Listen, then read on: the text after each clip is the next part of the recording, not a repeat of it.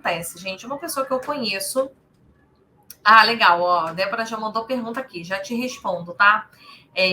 Aliás, vamos responder então a pergunta da Débora logo, e aí depois eu volto para a minha história. Débora perguntou o seguinte: o que você acha da ferramenta DISC, grafologia e MBTI? Vamos lá, Débora, eu não conheço grafologia a fundo, tá? Eu não sou certificada em grafologia. Então, eu prefiro até que Levi tenha aí, escreva aí qual a opinião que ele tem sobre grafologia. Eu sou certificada e posso aplicar o DISC e o MBTI. Então, o que eu vejo, tá, Débora? Para mim, são ferramentas extremamente necessárias e úteis. Então, eu vou voltar um pouquinho, porque eu sei que muita gente que está aqui não é de RH, não trabalha com RH, né? Aliás, qual é a área de atuação de vocês, hein? Coloca aí qual é a área de atuação, Nath. Quero saber qual é a sua área de atuação, por exemplo. Me coloca aqui. Admilson, sempre ótimas dicas. Que bom, obrigada, querido. Seja bem-vindo. Me coloque a área de vocês, que aí até para poder eu explicar. E eu sei que para o pessoal de RH talvez esse tema seja mais comum, mas é importante a gente entender que não temos só pessoas de RH me assistindo, tá bom? O que acontece, tá?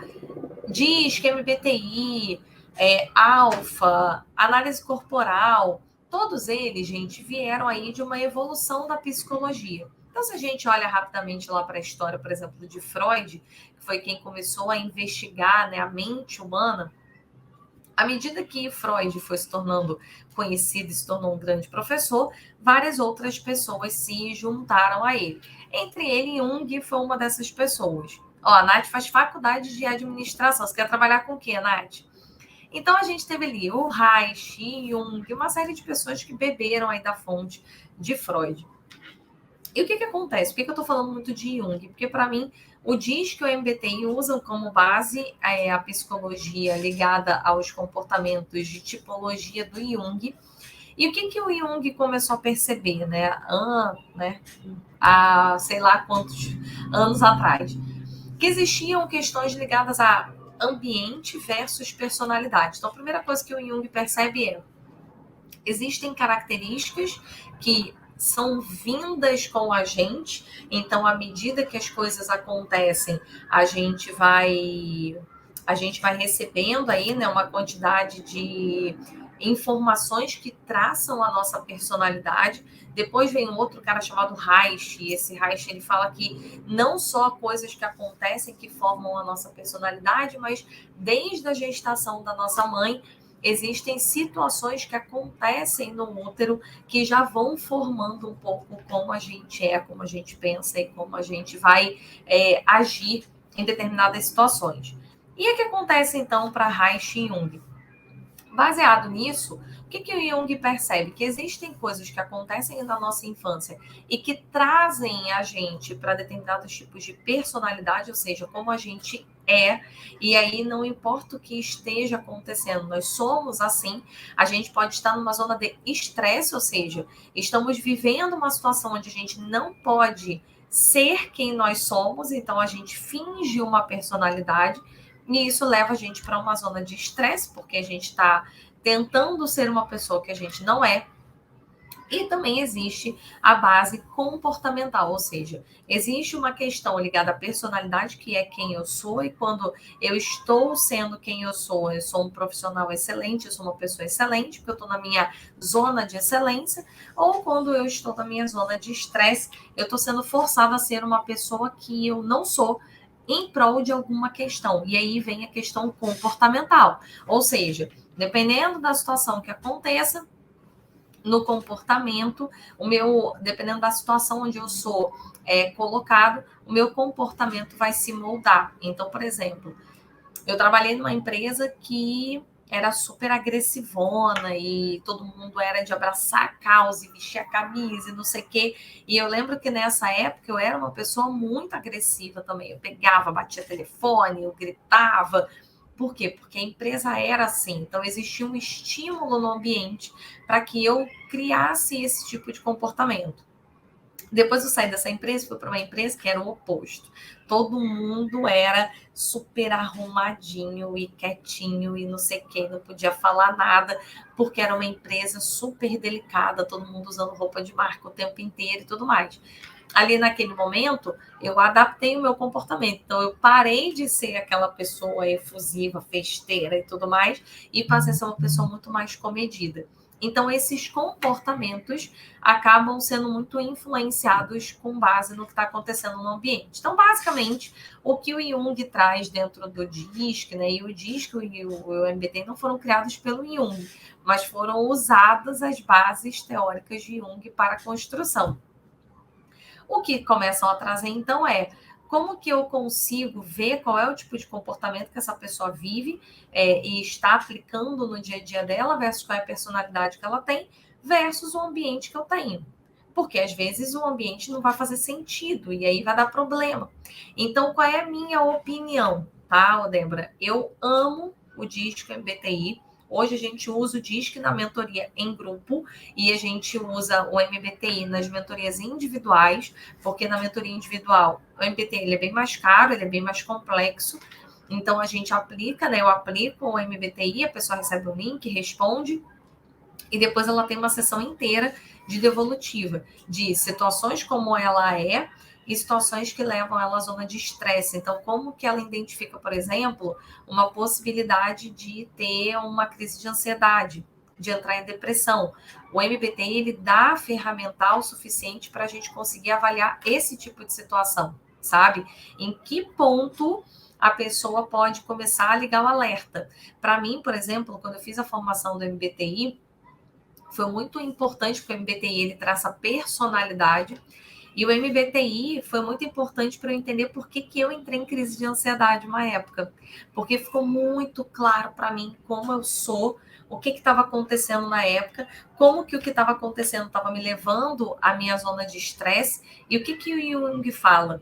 Que como nós temos um estilo de personalidade que a gente desenha ao longo da nossa carreira, da nossa carreira, né, ao longo da nossa vida, no momento que eu sou posta à prova, ou seja, eu sou colocada numa zona de estresse, eu não sei lidar com uma personalidade que não é minha. Então, eu naturalmente uso tudo que tiver de negativo dessa personalidade. Tudo na nossa vida tem lados bons e ruins. A minha personalidade tem lados bons e ruins. Só que quando eu estou usando uma personalidade que não é minha, eu não sei usar o lado bom, eu só sei usar o lado ruim. Então, para mim, foi uma coisa assim. Eu lembro que no dia da formação, todo dia, foi tipo, no meio da formação, era uma semana inteira. E todo dia eu ia, e eu já tinha melhorado muito da minha crise de ansiedade, muito, mas eu ainda tinha um pouco. Então, eu, às vezes, dirigia o carro e ficava um pouco preocupada de passar mal, de acontecer alguma coisa. Então, eu lembro que eu ia para a formação e eu estava um pouco com esse sentimento. E no dia que a gente recebeu o nosso relatório e houve uma explicação, e aí tem toda uma questão de conta matemática do passa para cá, vem para cá, essa letra vem para sua frente, quando vem para frente você tem que fazer essa análise, é uma coisa bem complexa. Eu lembro que na hora que eu olhei, eu falei, caramba, agora faz sentido. Sabe quando uma nuvem sai assim da sua frente? Era como se eu tivesse num dia cinzento até aquele momento. E a partir dali, aquilo ali se abriu e eu falei, ufa, caraca, agora eu entendi o que aconteceu comigo. Agora eu sei sair disso. Agora eu sei não voltar mais a viver essa situação. Então, para mim, o MBTI ele é transformacional por conta disso, sabe? De você conseguir ter uma clareza sobre quem você é, muito importante, assim como a análise corporal. Mas eu não vou falar aqui da análise corporal, porque a pergunta foi MBTI e DISC, né? Então, a gente usa muito nas mentorias individuais. Por quê? Porque eu preciso ter essa sensação de sentar com as pessoas.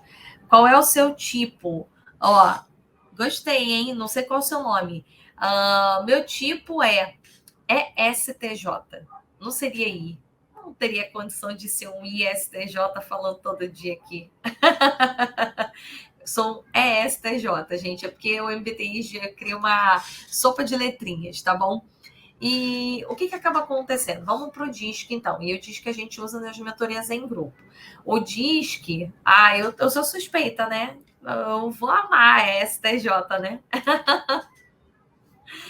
O DISC, o que é interessante no DISC, tá?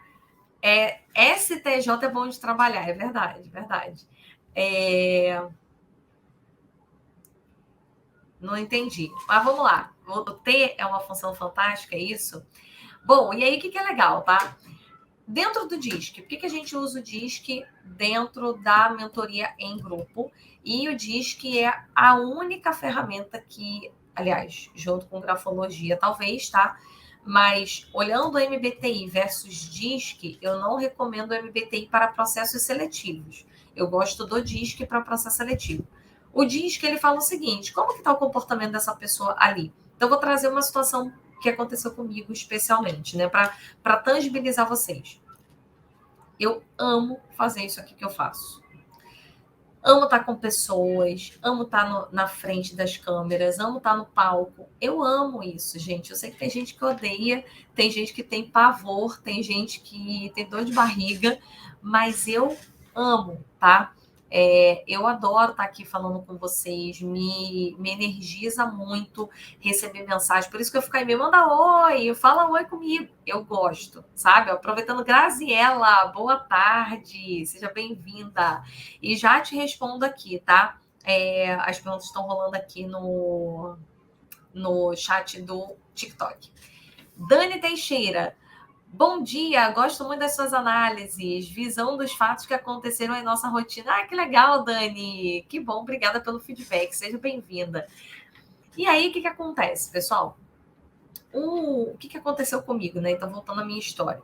Eu sou uma pessoa que eu adoro conversar, então eu tenho, em comportamento, tenho um I alto, o que faz muito sentido porque o E do ESTJ, que é a minha sopa de letrinhas do MBTI, é de extroversão. Então, eu me alimento, eu gosto, eu me energizo estando com pessoas.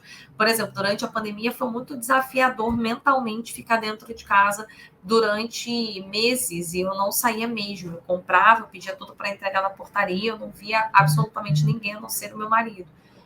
Depois que as coisas começaram a se flexibilizar, uma coisa que me ajudou muito, por exemplo, foi voltar para a academia, porque a academia eu posso passar o dia inteiro trabalhando dentro de casa.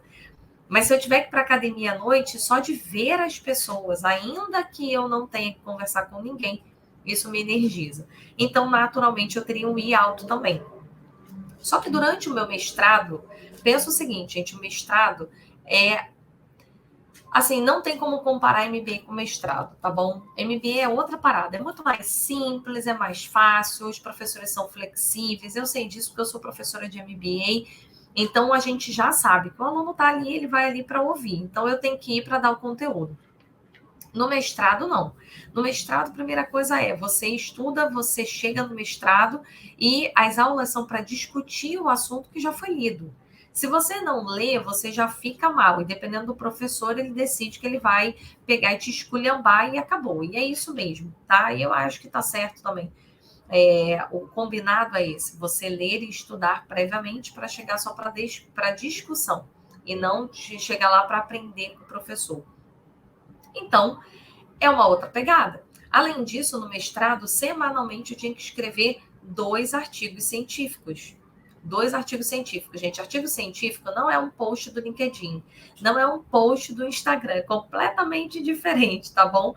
É uma coisa bem mais complexa, bem mais chata. Então, o que acabava acontecendo? Eu, naturalmente, tive que adaptar o meu comportamento. Então, o meu comportamento, qual é? O meu comportamento preferencial. É estar com pessoas, é falar, é conversar, é ir lá no hotel, é fazer visita técnica, é fazer esse evento ao vivo, todo mundo vir para cá para o Rio, tá aqui nos vídeos e falar com vocês. Cara, isso é o que eu amo fazer.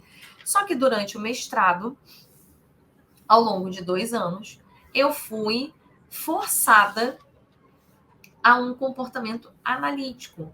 Ou seja, um comportamento onde eu tinha que sentar, ler muito, ficar muito mais tempo em silêncio, estudar, escrever, entregar esses artigos científicos que tem toda uma metodologia por trás específica. E para você escrever um artigo científico, você tem que ter muito embasamento. Então, eu não poderia, e talvez isso eu tenha trazido como algo do mestrado para a minha vida, de se eu vou falar aqui, eu vou falar embasada. Então, eu vou falar Ken Jung, eu vou falar do Reich, eu não vou falar porque a Lilia acha alguma coisa. Eu acho, baseado em todo o meu histórico teórico, profissional, de atender empresas, de estar em sala de aula. Então, vocês já me viram falando isso várias vezes, né? Mas no mestrado, basicamente, era só comportamento. E aí, qual era só a parte, desculpa, era só a parte analítica, era só a parte comportamental analítica que eu tinha que forçar em mim. Então, ao longo do tempo de 2 anos, o meu comportamento foi migrado para dentro do DISC, o que a gente chama de C, que é a parte mais analítica do DISC. Então, o que eu vejo, Débora? Que qual é o grande problema hoje das empresas que não aplicam o DISC, por exemplo, no processo seletivo? Você corre o risco de colocar um profissional que é altamente influente, que é o meu caso, que gosta de estar com pessoas, fazendo um relatório o dia inteiro. Eu fiquei 2 anos fazendo isso? Fiquei. Eu aguentaria ficar 10 anos fazendo isso? Não. Por isso que muitas pessoas terminaram o mestrado e emendaram no doutorado. Mas por quê? Porque essas pessoas são analíticas. Então, para elas, o mestrado é estar na zona de conforto, é estar onde elas são excelentes. Para mim, não era. O mestrado é algo que eu adoro estudar, mas ele me forçava um comportamento muito fora do que eu gosto de ser. Então, eu não aguentaria ficar, depois de 2 anos, ficar mais 4 anos e emendar 6 anos de um comportamento forçado analítico.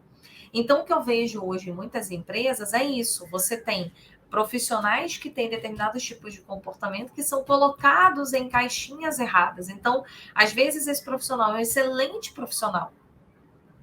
Porém, ele só vai ser excelente se ele puder exercer o comportamento preferencial dele.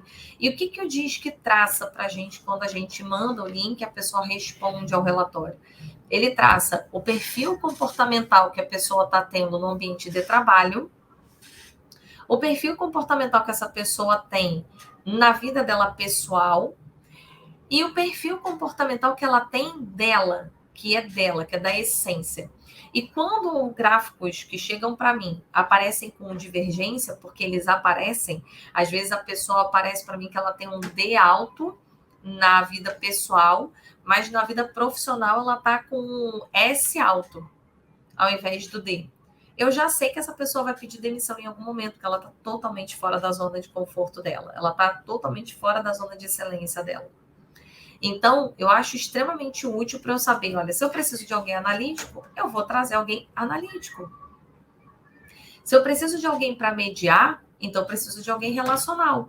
E a única forma de saber isso é através desses tipos de relatórios, tá bom? Eu amo esses relatórios e eu dou uma recomendação para todos vocês.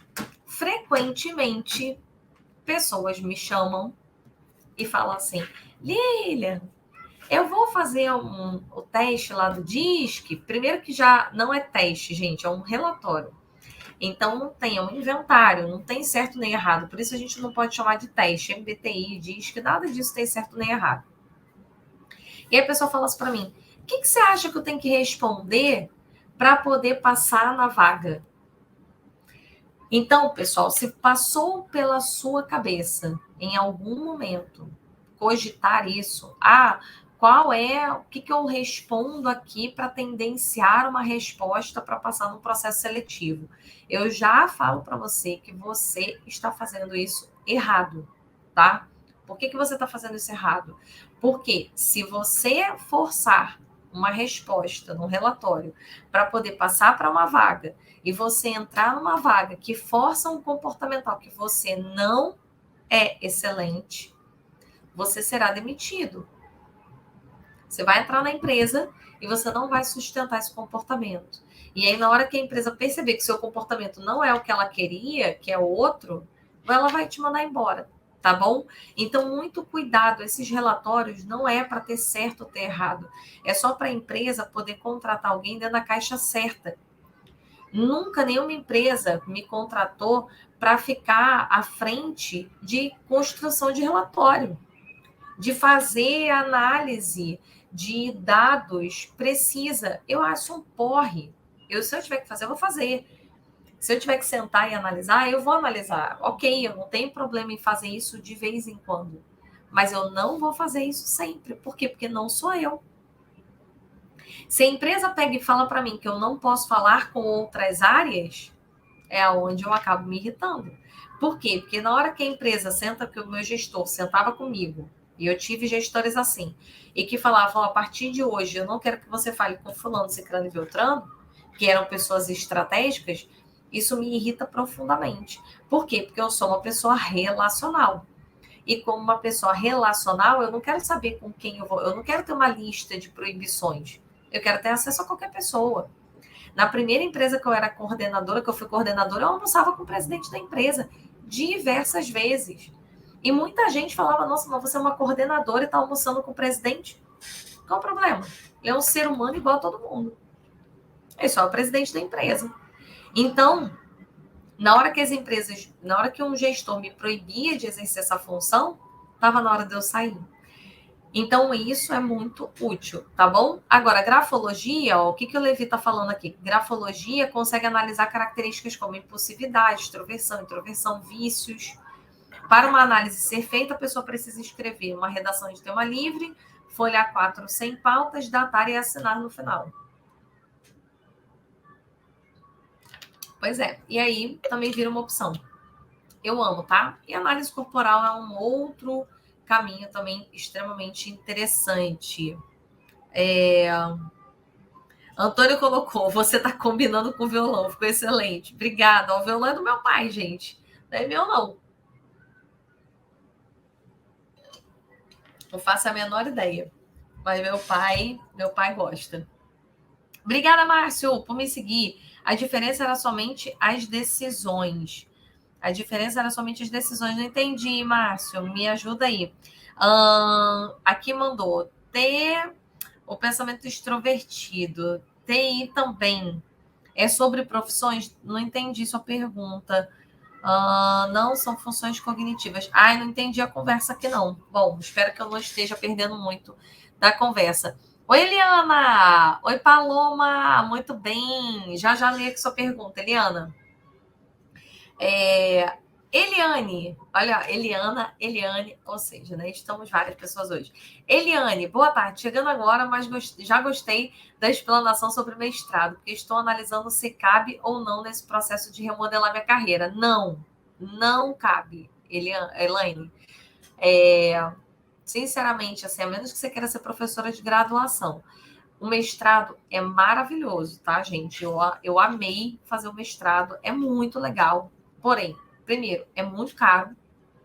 Se você for fazer em faculdade pública, você não pode trabalhar, é proibido trabalhar, tá bom? Não tem como você trabalhar e fazer mestrado. Você assina um documento na faculdade pública que você não pode trabalhar durante esse período. É dedicação exclusiva. E como dedicação exclusiva, para mim, faculdade pública, no chance. Menor condição na vida de eu ter parado de trabalhar na época para fazer mestrado. Não, isso não era nem cogitado na minha cabeça como algo viável. Então, na época, eu decidi fazer mestrado em faculdade particular. Então, eu fiz na FGV. É uma fortuna, tá? É só vocês pensarem aí o quanto custa hoje um MBA, e o MBA não paga 1/5 do valor que eles pagam para um professor de mestrado. Então, ele também acaba tendo que ser muito caro, porque os professores também ganham muito dinheiro para serem professores de mestrado. Mundo corporativo, ninguém entende o que o mestrado faz, o que um mestre faz. Por isso que hoje vocês olham o meu nome aqui no LinkedIn e aparece Lilian Cedreira, MSc. MSc é título de mestre. Então, eu tenho o diploma de mestrado, eu sou mestre em administração. Falei sobre tomadas de decisão, enfim, né? Eu tenho essa área comportamental de certificada, né, por um diploma e por uma dissertação de mestrado. Mas para o mundo corporativo, ninguém tá nem aí, tá bom? Ninguém tá nem aí. O povo tá cagando. Inclusive, quando eu entrei na última empresa que eu trabalhei antes de abrir meu próprio negócio, a diretora, que foi minha chefe, pegou e falou para mim: Nossa, mas por que você foi fazer mestrado assim? E eu falei: porque eu não queria, né, falar que eu queria abrir uma empresa, né? Porque isso poderia virar um problema. Então eu falei: porque eu queria me especializar e tal. Pô, mas ninguém, nenhuma empresa se importa com isso.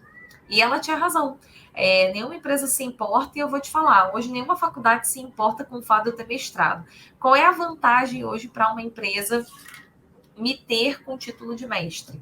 Quando o MEC faz fiscalização nas instituições de ensino, o MEC pede quantos mestres eles têm na cadeira de professor e quantas pessoas só com graduação eles têm.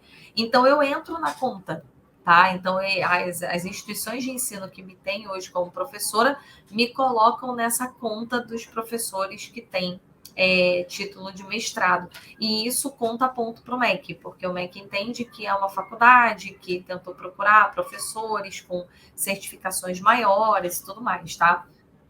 Mas, assim, é punk, o ritmo é muito intenso, eu praticamente fiquei 2 anos sem viver, porque eu trabalhava e fazia mestrado, e o mestrado é todo dia, quando você faz à noite, então todos os dias eu tinha que ir para o mestrado, foi bem intenso. Foi um momento incrível, mas o mais incrível é que, graças a Deus, ele acaba. Porque se fosse mais um ano, não sei como é que eu estaria no final, não. Porque você para de viver e depois, para escrever a dissertação, é uma coisa insana, porque a dissertação ela precisa ter muito embasamento científico, muita pesquisa, você tem que ter muita certeza do que você está escrevendo ali, e não é tão simples. Agora, se você for fazer numa faculdade que vai levar na maciota, vem aqui de vez em quando, não precisa ler, o professor vai ficar te contando. Aí você não está fazendo mestrado.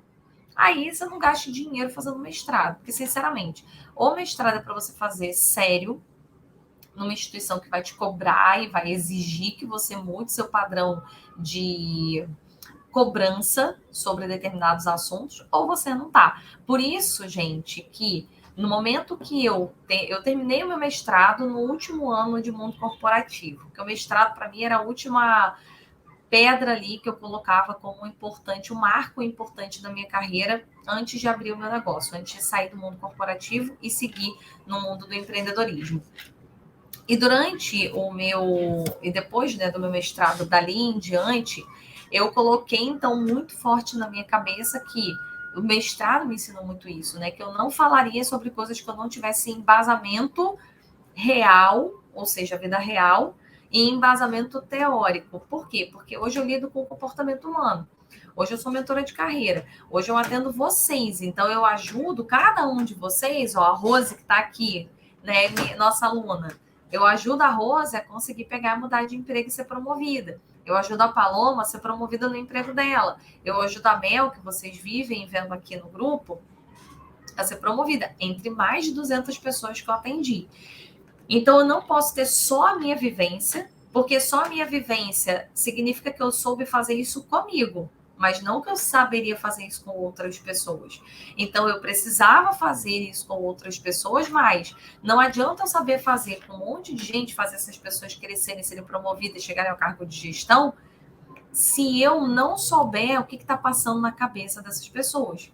Se eu não souber o comportamento, a mente, como que a mente funciona. Então, tem todo o embasamento técnico-científico. Por isso que eu falo sobre neurociência e por isso que eu falo sobre comportamento humano. São as duas linhas de estudo para poder garantir que o que eu estou falando aqui está embasado numa teoria que foi validada cientificamente e a gente vê isso acontecendo no dia a dia e a gente já chegou em resultado para mais de 200 pessoas, entendeu? Então, esse é o ponto legal do mestrado. O mestrado, ele traz isso com muito rigor.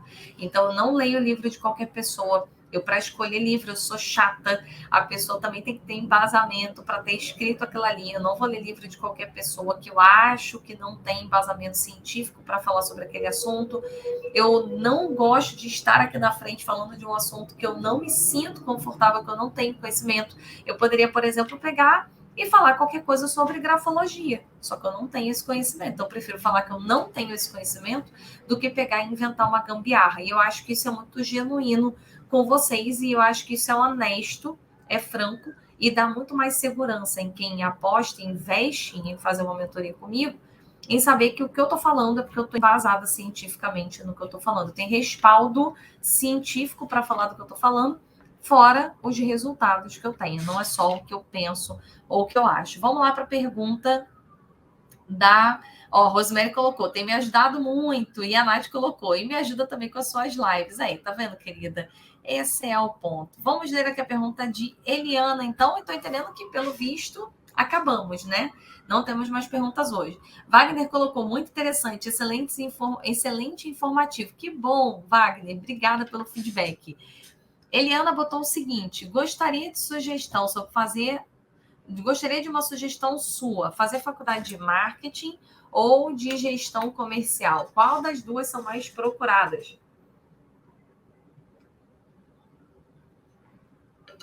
Gente, eu já tô com muita sede.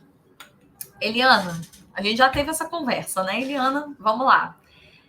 Minha opinião, não tem uma faculdade que é mais procurada ou menos procurada, gente. Parem de colocar na cabeça de vocês em fazer faculdades que vão ter mais ou menos empregos. Isso não existe. Eu fiz relações públicas na graduação. Quem aqui sabe o que um RP faz? Eu aposto que a grande maioria não faz a menor ideia. Muita gente não sabia nem que relações públicas existe. Algumas pessoas talvez saibam que relações públicas existe porque gostam de assistir Sex and the City. E no Sex and the City, a Samantha é um RP, né? Ela é um PR da empresa. E quem assiste muita série, filme americano, conhece mais ou menos o que um RP faz, porque todo filme, toda série americana tem um RP. Mas eu, por exemplo, aqui no Brasil, não vejo a profissão de relações públicas como uma formação altamente conhecida. E ela me deu, além de um embasamento maravilhoso, porque é uma área de atuação que eu amo, eu descobri uma profissão que eu adoro trabalhar, me dá muito prazer trabalhar com o que eu trabalho, e me deu excelentes empregos. Eu trabalhei como responsável, né, eu era relações públicas de uma marca de moda no Fashion Rio, na época que tinha Fashion Rio aqui. Fui coordenadora do serviço de atendimento ao espectador dos Jogos Pan-Americanos. Atendi mais 600 voluntários. Vivi essa experiência, que foi uma experiência incrível. E, na época, uma das coisas que eles pediam era formação em relações públicas. Então, sinceramente, Eliana, não tem uma carreira, uma graduação, uma pós-graduação que seja mais interessante ou menos interessante. Existe a faculdade que te gera mais interesse e menos interesse. Agora, dentro de uma área específica de atuação, aí sim precisa ser analisado. A gente já falou sobre isso. Você quer trabalhar com vendas. Se você quer trabalhar com vendas e quer seguir por essa área comercial, qualquer graduação ligada a comercial vai ser mais estratégico e mais interessante do ponto de vista de um recrutador do que você se candidatar para uma vaga comercial tendo uma graduação em marketing, simplesmente porque vão achar que você está querendo fazer trampolim, você está entrando na área comercial para depois tentar achar um jeito de migrar para a área de marketing. Muitas empresas, por pensarem isso, preferem não contratar o profissional do que contratar para daqui a alguns meses ele ficar pedindo para migrar de área. Esse é o ponto principal. Depois que passa ali um tempo, depois que você tem histórico profissional suficiente, a empresa já começa a pegar e não se importar mais com isso. Então, por exemplo, olhando para a minha própria história, né, a minha história de carreira.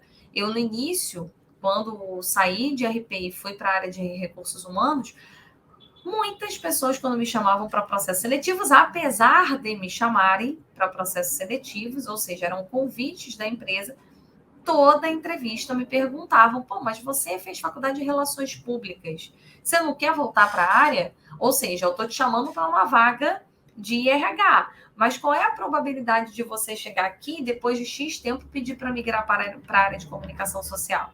Porque se for assim, talvez a gente não queira te contratar.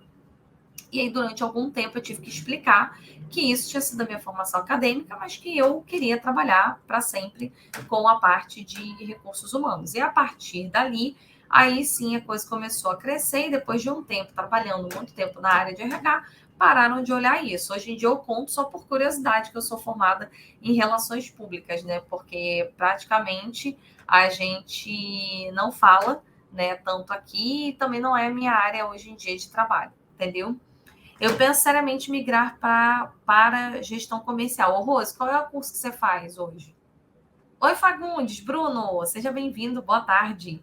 Levi, existe a moda do momento, que já foi o óleo e gás devido ao Comperj aqui no Rio. Pô, mas qual é a moda do momento, gente? Eu não tô sabendo qual é a moda do momento, não. Tô perdida. Eu tô por fora da moda do momento, gente. Então, ó, eu só sei o seguinte: não tem a faculdade melhor ou pior, tá bom? O que tem é a faculdade que funciona, é a faculdade que tá alinhada com o que você quer fazer, tá? Bruno, sem perrengues hoje, né? Ah, então, mais ou menos, tá? Eu tava sem luz na minha casa, porque hoje a Light fez lá uma manutenção na rua, aí fiquei sem internet, tive que vir aqui para casa dos meus pais. Então, assim, é porque agora tá em silêncio, né? E olha, impressionante, né? Porque faltou luz, mas não faltou tanta luz, né? Só faltou luz de uma parte. Então, dentro das casas, a luz continuava. A gente só ficou sem internet. Então, a obra hoje, cara, tava comendo solta. Tava comendo solta, Bruno. Mas eu não tô lá, né? Então, olha só o silêncio. Olha a paz do som, né, gente? Muito bom, pessoal. Ah, agora. Ah, é verdade, a TI. Verdade, Levi. Tinha me esquecido. TI, toda essa parte de automação, né? Por conta dos novos modelos. Mas, enfim, eu não recomendo ninguém a fazer uma faculdade porque tá legal ou não tá legal, porque vai dar problema lá na frente. Ó, Fernanda Cipriano, como o mercado enxerga a formação superior de tecnólogo? Oi, Fernanda. Fernanda é nossa aluna queridíssima. Fernanda, falo tanto de você aqui. Você sabe, né? Fernanda aí, nossa mentorada incrível, com resultado maravilhoso, mudou de emprego sendo promovida. Ah, foi promovida, né, Fernanda? Porque ganhou 83% de aumento, gente. Se ficou no mesmo cargo, então tá melhor ainda. A Rose botou. Eu já vou responder aqui sobre o superior tecnólogo, tá? Conseguiu o perrengue da live antes da live, exatamente, entendeu? Todos os perrengues que eu tinha que fazer, eu fiz antes da live, que tinha que ter. Então, além da sua mentoria, tranquei marketing e recentemente fiz um cursinho de ADM. Rose, você precisa ter uma graduação. Ponto. Esses outros cursos, eles não são obrigatórios, de verdade, sim. Eles não vão, você já entendeu isso, né? Eles não vão ser a virada de jogo para você ser promovida. Então, de boa, não estressa com isso, não. Tranca tudo que você puder por enquanto, que eu acho que fica mais fácil. Ó, Fernanda mudou de emprego, continuou no mesmo cargo, ganhando 83% de aumento. Isso é surreal, hein, gente? Que isso, hein, Fernanda? Ó, beijinho no ombro, hein, querida? Ó, vamos então à última pergunta da Fernanda, que é sobre tecnólogo. O que eu vejo, Fernanda? Hoje eu acho que o preconceito diminuiu, mas já houve muito preconceito das empresas relacionado a curso tecnólogo. Porque entende-se o seguinte: ao invés de você fazer uma faculdade de administração, que vai levar 4 anos para você terminar, só fazer um cursinho em tecnólogo, em 2 anos você está preparado. Então, o que eu vejo? Para quem não tem grana, é melhor fazer tecnólogo e ter uma graduação do que não ter graduação nenhuma, porque o Ministério do Trabalho lá na frente vai te embarrear de crescer, e aí você não vai crescer na carreira porque você não tem graduação. Mas se hoje a pessoa pensa em fazer uma graduação tecnólogo só porque quer ficar menos tempo na faculdade, a única coisa que precisa olhar é: eu já tenho bagagem? Eu sou uma pessoa mais velha? Eu já tenho muito tempo de experiência? Ou seja, eu tenho respaldo atrás de mim de todo um histórico profissional? Se a resposta for sim, faz tecnólogo. Tá tranquilo. Se você é novo, é jovem, tem condição e simplesmente só não quer fazer uma graduação porque não quer ficar 4 anos, ai, gente, vamos lá. Se você é jovem, não tem histórico profissional ainda, e só pensou em fazer um curso tecnólogo porque você não quer ficar 4 anos na faculdade, aí é um erro. Então, eu recomendo que para quem ainda não tem histórico profissional, curse uma graduação completa. Por quê? Porque vai te dar mais tempo para estagiar, vai te dar mais embasamento. A gente precisa levar em consideração, é claro, que hoje em dia o mundo está cada vez mais veloz. Então, tá bom, gente, eu super entendo isso porque eu falo sobre isso. Mas a gente tem que pensar o seguinte: não dá para a pessoa estudar em 2 anos que ela estudaria em 4. Então, é óbvio que quem faz 2 anos de tecnólogo ou 1 ano está perdendo algum nível de conteúdo, sim. E se você hoje não tem essa pressa, não está fazendo uma graduação só para ser efetivada na empresa, está fazendo para realmente ter um título, faça do jeito correto, faça o completão. Vai ser sempre a minha recomendação, tá bom? Eu acho que hoje o preconceito diminuiu, mas eu acho que ainda tem preconceito. Então, para evitar que o preconceito atrapalhe, eu recomendo que a pessoa faça uma graduação completa, tá bom? Vamos lá. Acho que acabou aqui. Fernanda, a Rose mandou, Fernanda, me dá a fórmula. Aí a Fernanda botou, Rose, se prepare e analise o mercado fora da sua empresa. Pois é, não, e o Fernanda, a Rose tá minha mentorada de quarta-feira, pô. Ela tá aí na mentoria já. Ó, e Graziela, Lia botou, você já ouviu falar de arquétipo generalista? Então, que não é arquétipo, né? Arquétipo é outra coisa. Você ser um profissional generalista. Sim, você pode ser um profissional especialista ou generalista. Você quer me mandar alguma pergunta sobre esse assunto específico? Me pergunta. Eu também não esperava tanto, mas veio. Então, eu recebi. Boa, é isso aí. Graziela mandou o seguinte: amo a área de RH, sou formada em administração, pós-graduada em gestão de pessoas. No momento, não estou na área. É possível conseguir recolocação? Óbvio que sim, Graziela.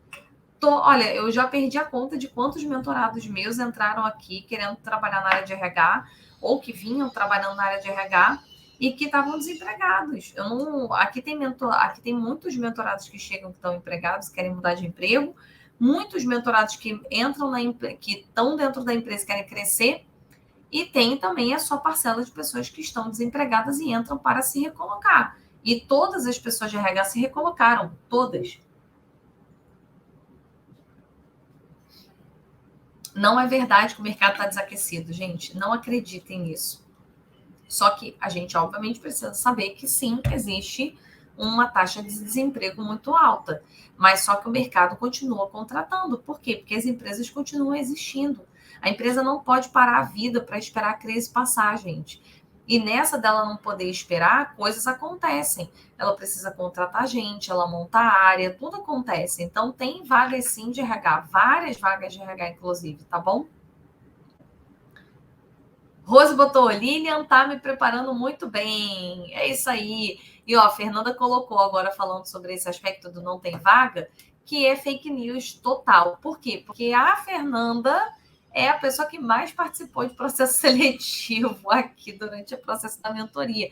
Ela foi chamada para várias empresas, tá? Então não acreditem, gente. O mercado, sim, ele está acontecendo, só que você tem que saber criar estratégias para aparecer. Quem não cria estratégia acaba não aparecendo, tá bom?